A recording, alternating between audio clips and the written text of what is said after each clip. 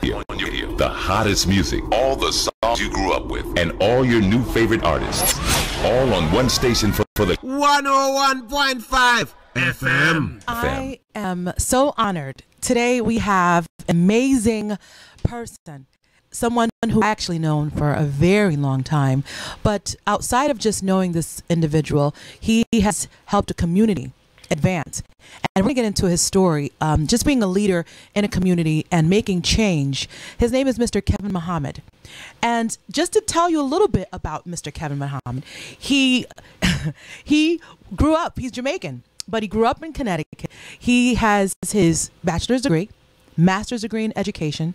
He has a 6-year educational degree, which is what I just earned last year. He is also working on his dissertation for his doctorate. And he was a school principal. He started out as a teacher. He also has advanced to becoming a principal, leading a school, and had some challenges, and now is back on the rise with his own business and still a principal and doing much social advocacy in the community. Welcome to the CHYNA NICOLE Show on 101.5 FM. Thank you for having me, CHYNA. Thank you. Does it feel different calling me CHYNA?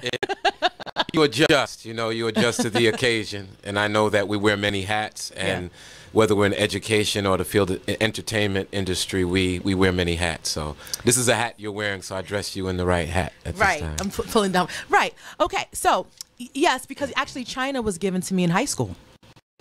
Name, but anyway, okay. Yeah, it was. So let's talk about your early beginnings. Talk about where you were born and some highlights in your childhood. Right. Both of my parents were from Jamaica. I actually was born in Bridgeport. You were born in Bridgeport? I was born in Bridgeport. Okay. The hospital no longer exists, Park City Hospital. Okay. And I was back and forth between Bridgeport and Jamaica, but my parents were Jamaican, meaning that I didn't even know that there was an opposite culture until I went to kindergarten. Our pronunciation of words, the foods we ate, they were at that time in the 70s, Jamaicans stuck together. And so you had Jamaican friends, Jamaican community, Jamaican dance parties. We pretty much grew up in that kind of culture. So you talk about, was it a difficult transition? You were back and forth, and you like you just mentioned, it was a close-knit family, and Jamaicans stuck together. Right. So did students see you as Jamaican or American? And was that like growing up? I remember I was on the bus, went to St. Ambrose, and I was misbehaving on the bus. So 1 or 2 days, the bus driver didn't pick me up, and I forgot he had given me a slip. That's how they suspended you from the bus. And so my mother shows up, and she starts to go at the bus driver, and she says, "How come you not pick up my son?" He said, "Your son was suspended from the bus." And she said, "Boy, I'm going to box you." Pow! And then the whole bus started laughing. And every day I got on the bus, I heard, "Come back to Jamaica."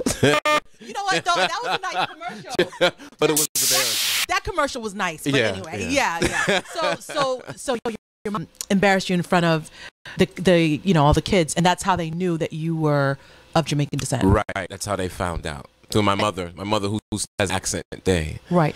So they considered you Jamaican. Just like my friends did. They considered me Jamaican, even though in Jamaica they consider me America. Exactly. It's weird. It's tough because you're not Jamaican enough in Jamaica, and you're not American enough in America. So you it was a group called the Born Jamaicans, and I understood. Right, I remember them. I understood. I was more of a Jamaican, but the culture I adapted to it, and I just had to accept that I'm, grew up here, but from Jamaican parents. Right. Okay, so talk about your early influences in social advocacy, because you are a prolific speaker. Thank you. If you haven't heard Kevin Muhammad, he is the truth. I mean, you can go see him advocate for so many different groups, including, children that's been murdered, from police brutality to just the crime in itself, and all of the disparities and happening to our Black culture. So talk about who influenced you when you were growing up. It's funny. I'm catching the vibe in the studio. All these wonderful pictures of reggae artists. I see a drum. Yeah. And it's very dear to me, African drum. I've been seen a shaker. Why is the drum very dear to you? Linkage owner is the drummer. He's a musician. Oh, okay. It just is. Whenever I hear a drum, like a Congo drum, it's spiritual. It reaches the crown of my head. And I remember, hearing Bob Marley, and the song when he would talk about, I heard of the Rastaman say, Babylon, you're gone, thrown down, your throne gone down, Babylon, your throne gone down. And then I would hear doom, doom, ga, doom, doom. And so the drum, burning spirit, that's the music I grew up with. My father used to play reggae music in the house. So it was always Bob Marley, Burning Spear, Johnny Clark. It was the real Dennis Brown, Jacob Miller. It was the real revolutionary. And when you're 4 and 5, that music just sits in your soul. Sugar Minott, whoever he played. Yep. So that was my biggest influence. And then as I got to high school, and I went to Kobe Cathedral, I started Where we reading. met? Don't say the years. Well, I got revolutionary. Catholic high school. Right. I got revolutionary. I started to read. My brother was a Rastafarian, so we would vibe off of each other. And talk was he about born the in ancient... America? No, my older brother was actually born in Jamaica, St. Andrew, where my mother was from. Okay. And he came over at 12 years old. Okay. For the most part, I was influenced by those things, and then, I took liking to Marcus Garvey. I read a book called Marcus Garvey's Philosophy and Opinions. In high school? Yes.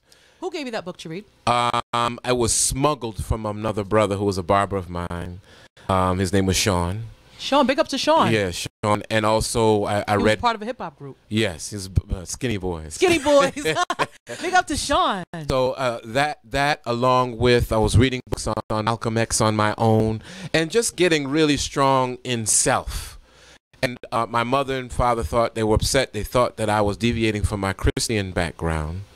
And I really was deviating for that reason. I was just getting stronger in my culture. Sean had an influence on your spiritual connection to... Very much so. Because so it was your barber. He was my barber. I know in school, I think Mr. Darrell, who was an English teacher, for letting me see Raisin in the Sun, because I didn't get a lot of that black literature, right, so to speak, and not in school. So... Yeah, so we would talk about it all the time. And I was just about to become a Rastafarian. And so he made a joke with me. He said, and no disrespect to the Rastafarian community, but I said, well, I think Selassie is the way. And he said, well, I wish he would come back and help us, because we need somebody living to deal with the condition. And that's when that time I got connected with the Nation of Islam, and I kind of took on that for many years. But I visited the 12 Tribe Church, the Rastafarian Church in New York. But I became almost militant, very militant. I needed a school. I needed people like me. But I never stopped going to school, going to college. But I was so militant that I just wouldn't talk to anybody who wasn't talking about revolution. Isn't that That's something? where I was. I had to find balance sooner or later, but that's... So you learned about Malcolm X in high school. Yes. And you gravitated to just trying to find yourself, right, and you just noticed that they stood for something. And then the Nation of Islam or the Rastafarian community. Right. You just felt that they, from my understanding. Yes, just locking hands with people arm in arm that were about upliftment of our people. And just reading a lot of biographies, autobiographies, anything I could get my hand on that would inspire me and uplift me, and leaders who did things. So what made you decide that you wanted to be a teacher? Was that your first goal as you were growing up, to say, when I grow up, I want to be a teacher? Absolutely not. It was about 1992. At that time, I was working. I was in my mosque, and I was working with a young group of young men. And I noticed that I had a knack. And then I met a good friend by the name of Garrett Campbell, Jamaican, came over here, wanted to get into education.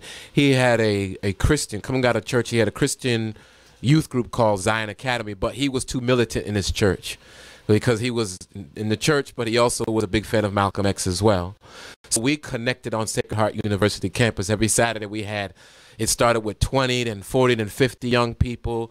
And so we brought that kind of, he brought Christianity, I brought the kind of militant side, and we merged and we clicked. We must have done that for 6 or 7 years. And that inspired me to get into education. So when you when these met, were you the speaker, like a keynote speaker? No, I became a speaker because I took on a leading position in my religious house, in the mosque, and I stuttered. So what I would do, I got a tape recorder and I would listen to myself speak, and I noticed I had to slow down. So I actually kind of fumbled over my speech, and I would practice, and I was always extreme in what I do. So I would make tapes of myself speaking, and I would critique it, and then after I noticed that I'm pretty good at this, and then my mosque would send me out in the community to deal with different issues for interviews, issues of police brutality, and then I just became a person who spoke in the community, and that was around 92, 93. At that time, you were transforming into a teacher, becoming a teacher? Yes. At that time, I was substituting, working in education, and then around... So education found you? Education found me, yeah. And I loved working with children, so from then on, it was always education and children. Tell us about some highlights in your teaching career. I was nominated Teacher of the Year. Didn't win in 1997. That's hard to get nominated. It's all about, so, you know. It is. Congratulations for that nomination. Thank you. But at the same time, I consider educating my community as well. So I took place picked up a lot of awards, you know, from the community, but I became a teacher leader at Harding High School in Bridgeport, and they pushed me into, we had a plan. We were saying, okay, we got to get more black educators. You go first. You become an administrator, and you go get the rest of us. So we had one of those underground meetings. We called ourselves MAIN, Making an Impact Now. Really? And I also joined the Afro-American Educators Association. I was vice president of that, of the city of Bridgeport. They wanted me to be president, but I shied away from it because I was not confident. I thought I was too young. Vice president, name of the group? Afro-American Educators Association. It was originally started in the 70s, but they reactivated it around the late 90s. And I was vice president, along with the president who passed away, Mr. Tinkler, who was a former president of Roosevelt School, and then Mr. Arrington, who now works at Fairchild Wheeler in administrative capacity. So I was, you know, they weren't as militant minded, and I thought that I was a little bit too extreme, that I should fall back a little bit. People wanted me in leadership, but then I took a secondary role, and the group fizzled out. You know, so I was, you know, those are the things, and I started to attend classes at University of Bridgeport. In 2005, I got my 6th year, and I went straight into... Okay, so the community may not know what an educational leadership degree is, which is what I just got, and I'm very proud of it because it took me later on, you got yours early. Right. So explain the power of having that. It transforms you. It makes you to look at education on a different level, as an organizational way, organizational structure, where you have people in place, you have a goal, you have to find the right people to put it in place. So you go from in a classroom to how am I going to multiply my ideas to a school, to a district. Matter of fact, what are my ideas? I've been in the classroom, but I may not know my ideas of educating children. So it makes you to come up with your philosophical, theoretical approach, your viewpoint. What do I believe about myself and about children? And so you specify that as you go on to education leadership. And then you can become a school leader, principal, supervisor, superintendent. Thank you for sharing that. So now, when you became the administrator, were you still in Bridgeport? Yes. And do you feel you had support in that you had this underground meeting with these friends, you know, and even the group kind of fizzled out? Still, you had so many people, from my understanding, that was really for you going to the next level to make some change in this community. Yeah, it's tough. Did you have that support in Bridgeport? I did. It's tough because you go from being your camaraderie, now you're supervising them. And now you're watching what time they come in, if they fill out papers work, if you're observing them, you're giving them critiques. So now you're moving. And some people say, you know what, he thinks he's too good. And, you know, for every level of that you raise up, you lose some friends. And so it was tough. That's why I decided, I had to leave. And then when the opportunity came to go to another town, another district, I took it. And that is very common for administrators to move to another district, or leaders in the system, I would say, school leaders, to move to another district for just to serve another community and to get, in a sense, a different identity. Because sometimes when you're in the same, you know, people, like you said, they probably will own you as that teacher, then see you transform, as you know, you took all that coursework, work, you know, and education to become an administrator and school leader. All right, so you took the New Haven. And in New Haven, for the most part, you did well. I mean, you supervised how many kids and faculty altogether? Well, it had to be, I would say, 40, 50 people. And the school population, how many? School population probably was about 700 or so children. Okay. And you mentioned that you said the word extreme a couple of times. And do you feel because you were so militant and because you have this self-identity and kind of know where you should lead a school and you had your own vision, that you didn't feel supported in that environment? Well, I remember one day being called in by superintendent and supervisor telling me that I put up all big, large logos of Africa with markers, Garvey's flag, black and green. I guess that was militant for them. But I used the principles of what's called the Nguzu Saba. Saba means 7. Nguzu just means principles. Originally brought in by gentleman who started Kwanzaa. His name will come to me, but it doesn't. It's not on the tip of my tongue. Malana Karenga, who I was blessed to meet in person, sat at a round table with, and Malana Karenga came up with these principles that black children, black families should use: unity, collective responsibility, self-work and determination, and you know, those kinds of principles. And I knew there was an academic side approach, but I wanted some kind of moral and ethical approach, and I chose his. Right. Of course, so he instituted Kwanzaa. So every day there would be a principle. If I wanted unity, and I would say to them, okay, today's Emoja for the next few days or next month, and we're going to try to work together as a staff, let children work together. And that's what principals and school leaders do to build a culture. I just applied for a part-time job as administrator in the city. And you have to come with a vision, and you have to, there's a lot of issues with the culture and the climate in the school system. So what you were trying to do was give them a sense of who they were as mostly predominantly black urban district in poverty. We can safely say that. And from what I'm hearing and from what I know about you, that these particular pillars, if you will, they were to help build a climate of support and achievement in your school system, in your school building. And from my understanding, it looked upon as you were trying to make this like extreme transformation and converting them to Muslims from they mixed from my understanding. I was talking one day to superintendent actually. He said children learn out this Arabic. He wasn't against it, but he wanted to clarify. They say Arabic, and I think I was teaching the children to become Muslims or whatever, and one person implied I kept a Quran in my office on top hidden, but that's and somebody felt intimidated by it. I had a picture actually of Minister Farrakhan and in my office that I would put there, and that was an issue. These things were brought to me, and you know, so already I was seen as a little extreme for politically. Did you try to comply?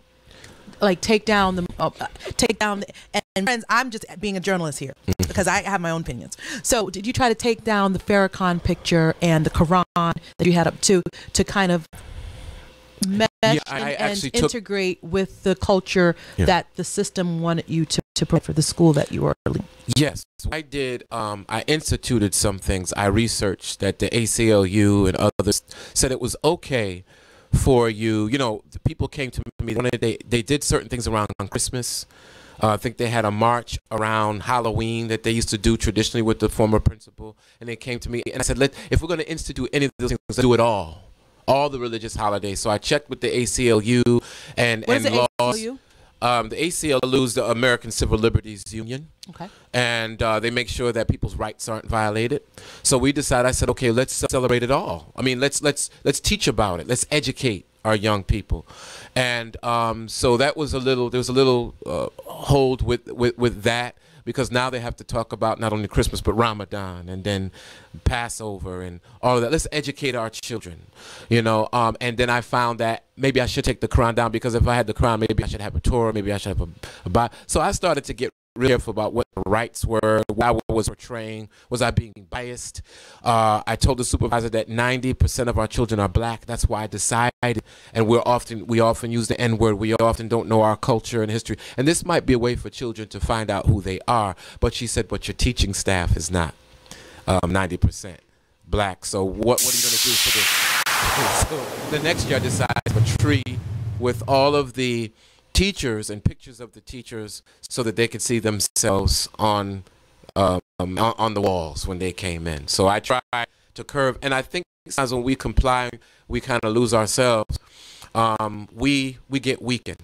You know, there's a study called theology, which says that when you say something and you don't mean it and you're weak, your physical muscles, your nerves get weak. You can get sick.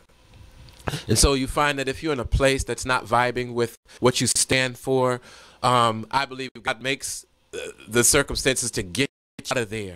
Sometimes by circumstances that seem troubling at first, but in the long run, you're a lot happier and you're a lot more fulfilled. So, you know, that situation was short-lived.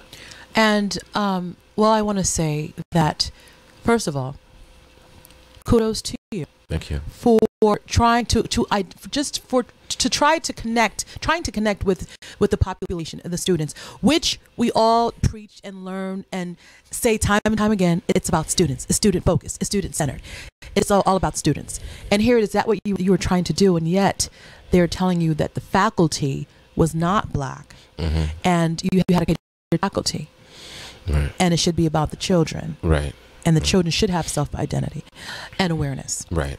So that was short-lived. And I want to tell you, though, that New Haven has been good to me in a sense that a school that I worked with under Dr. Tracy was international. Right. Children left the classrooms to go pray. If they were Muslim, I had all kinds of kids. My daughter attended that school, by the way.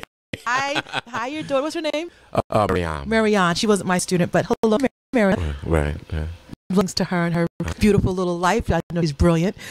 And what was great about school is they celebrated individuality and had a whole. I mean, Dr. Tracy is a genius in her own right. Right. Jamaican from Mandeville, and who was my mentor for a long time in the public school system. And that philosophy allowed children to be able to rope their identity embedded in the curriculum, which they saw themselves. We had books that, and of course, there's always room for improvement, but it was wonderful in that sense. And I think that had you been at a school like that, maybe things would have been a little differently because of their philosophy. Right. International Baccalaureate, and I know they have that here in New York too. So I just wanted to put that out there. Now, so you face some challenges, and there's political ties in many school systems. I mean, we learned that in the whole American educational system was brought up in from bureaucracies to all of this the political arena was overseeing the American school system developed, and how the educational system has, I want to say this word, I'm going to say it, raped the cultures of the Indian population, right, of African, so they imposed their philosophy from England. Absolutely. And so that comes into play still. And we're talking about years and years ago, hundreds of years ago. Exactly. So these challenges into political ties, you want to talk briefly about that, the political ties, and how there were some mishaps with your career in that particular school system? Yeah, absolutely. Because your personal business is your personal business. Exactly. So, for whatever reasons, the school that I was in, of course, I was given 2 years. If the school did not perform at a certain level, test scores wise, I was on my way out. But of course, I did have some challenges there. I did have some problems, and I resigned as a result. And the issue was some issues that I had beyond the school, after school hours, that it was seen as unethical. And so I had made deals with the administrative union that I should resign. Do you think it was a ploy because of your philosophy? And I think. Let me say this. I can't blame anyone else. I take full responsibility for anything that I have myself. and resulted in whatever, it either resulted in me resign or having to go to court or having to actually explain to a district why I did X, Y, and Z, or family. So I think the first thing is for us to not put anything, to put blame on anyone else. But I think that the other thing that I had to look at was, prior to that, I had gotten to this exalted position at a young age. At a very young age. At a very young age, and early 30s. Exactly, and I think in life we make mistakes. We all own up make to mistakes. them. We own to them. Perfect. But the worst thing, the reason why I study biographies and autobiographies is because I look at people who fall. I listened to a wonderful artist by the name of Jack Cure. Jack Cure to me is he was a hot dance hall reggae, he was given a chance by Barris Hammond. Yes. Barris Hammond is the one that brought him into the studio. He was actually introduced by Miguel Collins, who was Sizzler, one of my favorite entertainers. Big up to Sizzler Kalanji. But he actually was estranged from the Rastafarian community. People criticized him. He lost his friends. He was jailed and scrutinized under a rape charge. But one of the things Jack Cure did that was different, he had time. He recorded. He was allowed to record, and some of his recordings in prison in pain are some of the greatest recordings. Actually fed me as an individual in our times of darkness and pain. When we can find the light, we can find some strength. We don't know who we could influence. So here's a man that doesn't know anything about me, but his music is touching me while I'm going through almost a similar circumstance. And at the same time, I get people all the time that say, wow, you have inspired me as well. But one of the things that I could not do was stay down. I knew too much. And so I said, listen, school to me, my education is a marketable skill. I can speak. So I decided to crisscross the state of Connecticut. I started to work as an activist. But talk about that now. Let's talk about that. Sure. And I do want to say that you're right. The great people all go through trials and tribulations. Absolutely. And they do fall. Right. And we read about them, we glorify them, but we don't know all of the pain that they suffer. Absolutely. Look at Mandela. Absolutely. Jail in all those years. Come on. Absolutely. So yes. And we know that you had some great moments in the school system in New Haven. Right.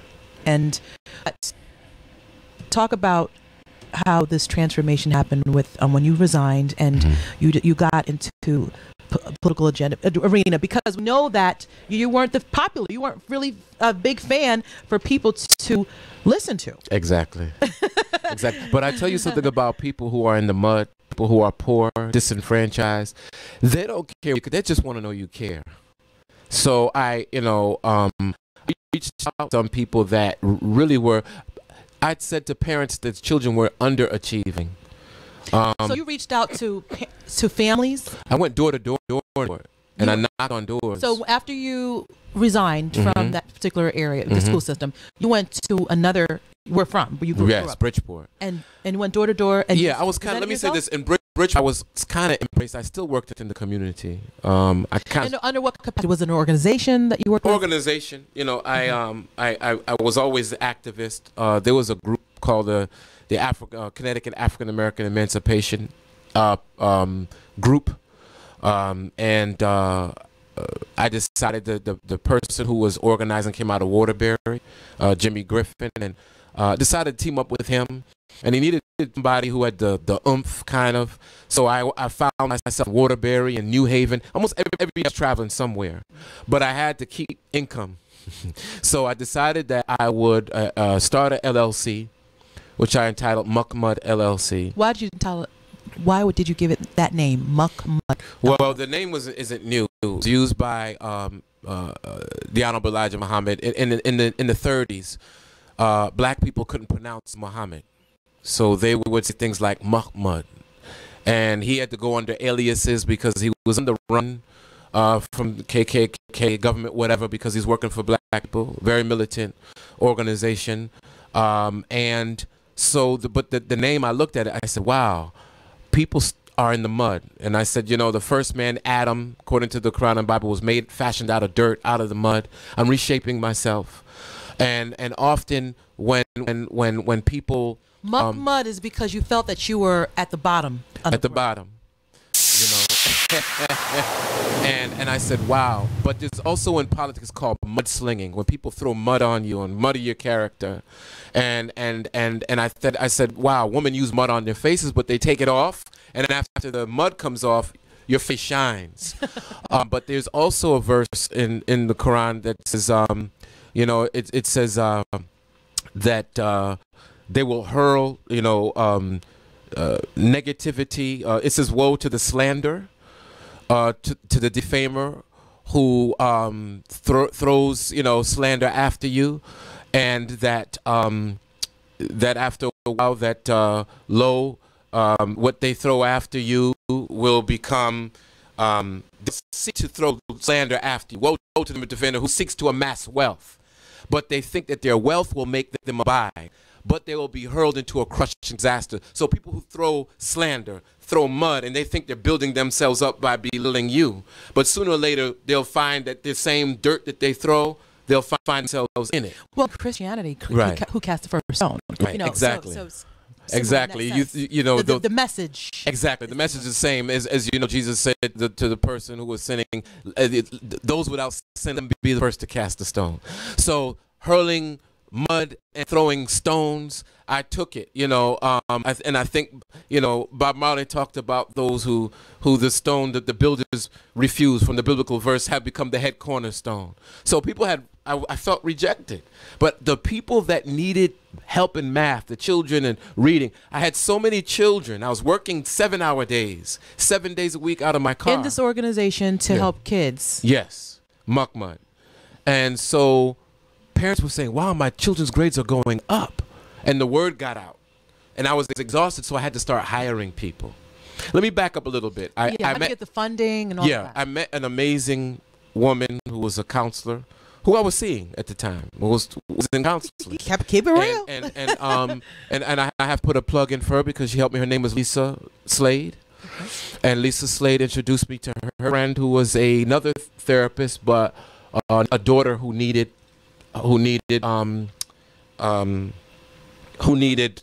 help in school. Because she was very smart and she felt she was being held back, so she needed advancement. That child who's up there but needs furthering. And so became my business partner. Her name is Catherine McGee. So we teamed up together with the therapeutic approach, the educational approach. We were able to leverage. And your leadership approach. And my leadership approach. I actually went back to school at that time for master's in counseling, which I haven't finished, but I decided to go back because I thought that counseling should be merged with education. You're just one of those people that just love to learn, like me. You just love to learn. That's right. Yeah. So we decided to get up to work together. Yeah. And after a while, we got out of Connecticut Avenue. We had almost 100 children coming twice a week. Then we got calls from New Haven to Stanford. So now our business is growing, which we're still business partners, and we have a place in Fairfield. But what happened was parents wanted me to go advocate with them in the same school system that I just come out of. Right. So I was called to the city of New Haven to advocate for a child, and was getting ready to be put out of school. And I was able to advocate and keep him in. Was happened to be a King Robinson child. It worked. Hi, King Robinson.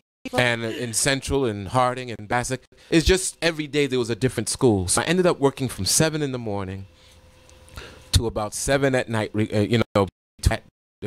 But at the same time, I went to schools with groups like Connecticut Against Violence, Big Up King Osei, which I'll be doing a presentation at his. He has a back to school summit with people like Steve Perry and a lot of other people will be there. I think he's the keynote, and they're doing workshops, and I'm one of the presenters. I went to schools with him. Mayor will be there. I guess they said that the mayor was going to give an award tomorrow for me working with them. What city? This is in Bridgeport. This is Friday. It sounds like Bridgeport has been good to you for the most part. Bridgeport has been very good. But, you know, Connecticut is so small that once you've come out of something and you've earned your way, you start getting calls from Hartford and Stanford. So I'm actually back in the same community, which is New Haven. We're growing. We've right within the last 2 or 3 weeks. I'm going to have to get a place, a MUCK MUDD LLC, small. That's awesome, facility Kevin. in New Haven. That's amazing. Going back, Mr. Muhammad, right to the same city again. So I just thank God that this is all happening. So, okay. We kind of graveled through some tough questions, we did. and you did a really good job with that. So kudos to you with that. Now, say your organization MUCK MUDD just expands and explodes in New Haven. Right. How does that work now, mayor? And being that you used to work in the system, or is it now new mayor and a new vision and a new fresh face, brand new? Like how is that perceived, and how will that work? The beauty of what I do is that I don't work for any city municipality. I'm self-employed, and I work for the parents. So there are no laws stipulating. I've been through my attorney, and when I showed up in the city of New Haven, I was advocating for a child. And I said, he said, as far as I'm concerned, there's no stipulation that you cannot go into a school, that you can't go. So I'm very free. Oh, yeah, I'm very free to go. I have nothing. I wanted to go and work in a school district. I could do that. Everything's discretion.